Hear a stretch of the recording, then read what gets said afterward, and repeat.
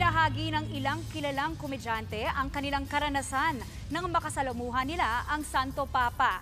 Nangyari yan noong isang taon nang imbitahan sila nito sa Vatican. Nasa frontline ng balitang yan, si MJ Marfori. Inalala at binigyang pugay din ng ilang malalaking pangalan sa mundo ng komedya, ang yumaong si Pope Francis. Ibinahagi ng veteran comedian na si Whoopi Goldberg ang kanyang masayang encounter kay Pope. Ani Whoopi, si Pope Francis ang maituturing na closest symbol ng pagmamahal ni Kristo. Si Jimmy Fallon naman, nagpapasalamat at nagawa pa raw niyang mapatawa ang Santo Papa nang makasama niya ito noong nakaraang taon lamang.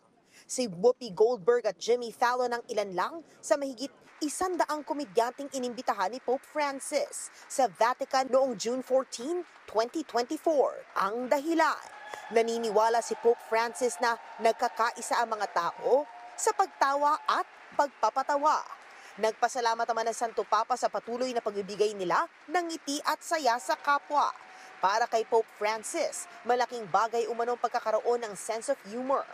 At isa rin daw ito sa mga paraan para mapabuti ang relasyon ng mga taga-simbahan at mundo ng kultura.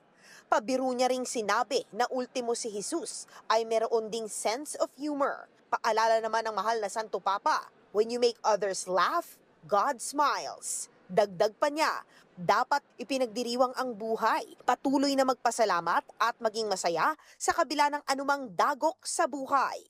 Nagbabalita mula sa Frontline, MJ Marfori, News 5.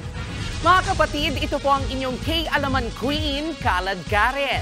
Always remember na ang K-Alaman ay K-Yamanan. Kaya para sa latest showbiz news at dagdag impormasyon, mag-follow at mag-subscribe sa social media pages ng News 5. K? Okay.